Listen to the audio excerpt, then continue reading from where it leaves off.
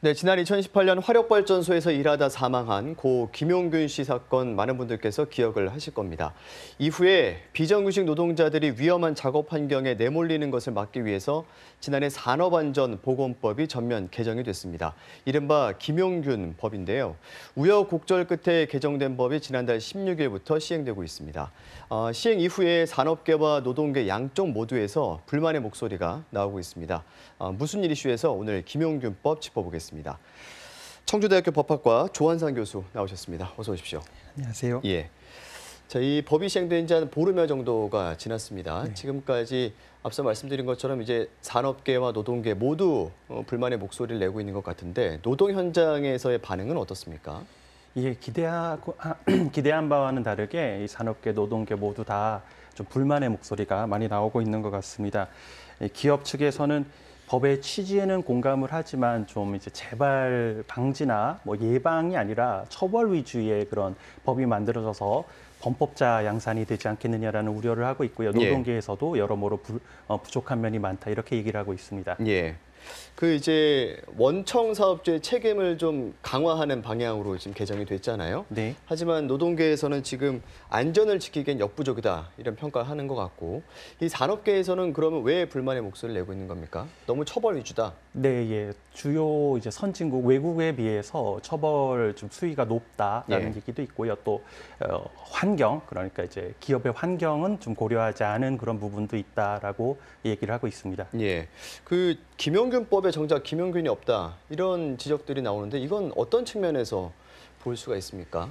일단 이 얘기를 하려면 이제 김용균법의 내용이 어떤지 예. 좀 대충 알아야 될 텐데요. 김용균법은 이제 크게 세 가지 내용으로 이루어져 있습니다. 이 원청 사업주의 이 책임 범위를 기존에는 이제 사업장 내에서도 일부에만 그 책임 범위를 인정을 했었는데 이 사업장 전체와 그리고 사업장이 아니더라도 사업장 밖에 이제 지배 범위에 해당하면은 예. 그 책임을 인정하는 쪽으로 이제 바뀌었고요. 예. 두 번째로는 도금 작업이나 뭐 카드뮴 또 수은 작업 같은 거에선 위험 작업은 원칙적으로 이제 사내 하청을 금지하는 것으로 됐습니다. 그리고 세 번째로는 안전조치 의무를 위반을 해서 사망 사고에 이르게 되면은 7년 이하의 징역 또 1억 원 이하의 벌금에 처하고 5년 이내에 재발을 하게 되면 2분의 1까지 예. 가중을 하는 것으로 법이 바뀌었습니다. 네. 그런데 이제 이 하청 금지 사업장에 김용균 씨가 일을 했던 이 발전소가 포함이 되질 않습니다. 예. 그렇기 때문에 또 이것 말고도 또 다른 그 미비점이 있어가지고 결국엔 이제 김용균 없는 김용균법이 되었다 이런 얘기가 나오고 있습니다. 예.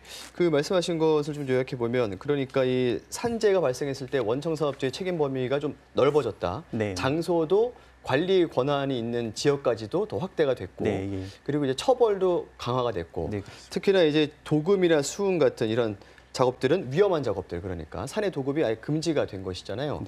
그런데 지금 말씀하신 대로 그 고 김용균 씨가 일을 했던 발전소 또 이제 지하철도 빠져 있다고 하더라고요. 네. 이런 장소들은 이제 개정 과정에서 이 국회에서 아무래도 합의가 잘 이루어지지 않다 보니까 빠지게 된 것이겠죠. 예, 그래서 뭐 이제 노동계도 그렇고 심지어는 뭐 작년 2019년에 국가인권위원회까지 예. 나서가지고 시행이 되기도 전에 사실은 개정을 해야 되지 않느냐. 특히 이제 이 하청 금지 사업장을 더 넓혀야 되지 않느냐 이런 예. 개정 의견까지 나와 있고 그러니까 이제 시행이 되자마자 개정 의견이 나오고 있는 상황입니다. 지금 법 시행된 지 보름밖에 안 됐는데도 네, 네.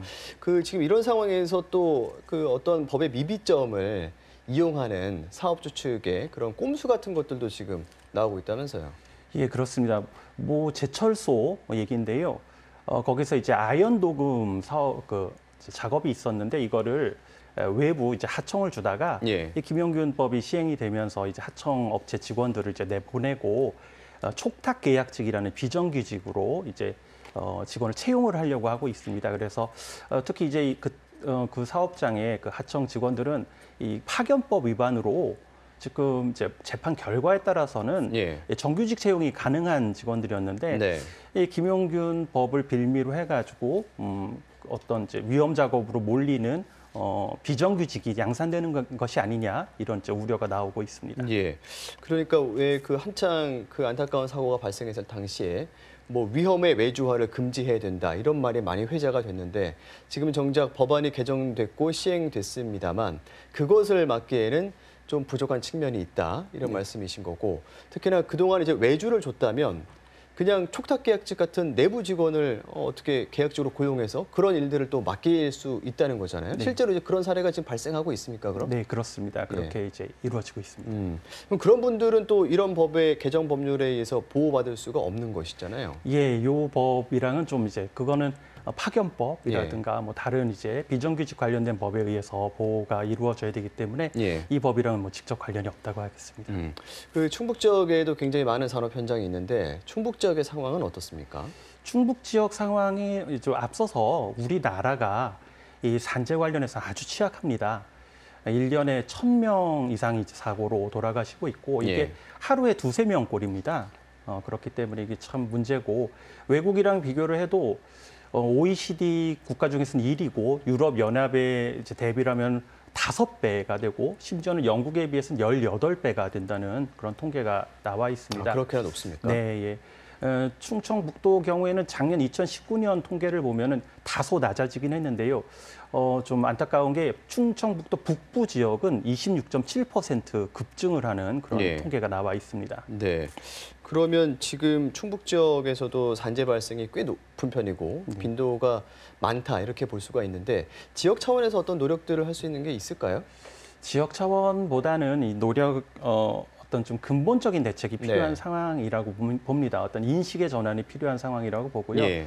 특히 이제 이 안전의 문제를 비용이나 원가 문제로 하는 이제 산업 구조라든가 아니면은 이 하청의 문제를 좀 이렇게 너무 많이 외주화를 하고 있거든요. 이런 일반 시민들의 인식 같은 것들을 극복을 하고 원칙은 안전과 생명에 있다. 이 예. 원칙은 물러설 수 없다라는 것을 우리가 좀 정착을 시켜야 되지 않느냐 이렇게 생각을 하고 있습니다. 예. 그 개정 법률 내용을 조금 더 보면요. 이 어떤 중대한 재해가 발생했을 경우에 그 주변 사업장까지 그 작업 중지 명령, 전면 작업 중지 명령을 내릴 수 있도록 했다고 하는데 여기에 대해서도 노동계는 지금 좀 불만이 있는 것 같더라고요. 예, 특히나 이제 이 사업장이 워낙 많기 때문에요. 이거 뭐 할 수 있는 권한이 있긴 하지만 고용노동부에서 과연 이걸 다 커버를 할 수가 있느냐. 그래서 이 부분에 있어서는 뭐 역량을 높이는 차원에서 인력이나 예산 문제에 있어서 접근이 필요한 게 아니, 개선이 필요한 게 아니냐 그 생각을 합니다. 예, 인력과 예산 측면에서 좀 접근이 필요하다. 네. 알겠습니다. 지금 이 개정된 법률, 그 김용균법이 시행 보름이 됐는데 지금까지 반응이 어떤지 또 저희가 현실을 좀 짚어봤고 추후에 관련해서 저희가 또 시간을 내서 따로 말씀을 더 들어보는 것으로 하겠습니다. 오늘 말씀 여기까지 나누겠습니다. 고맙습니다. 고맙습니다.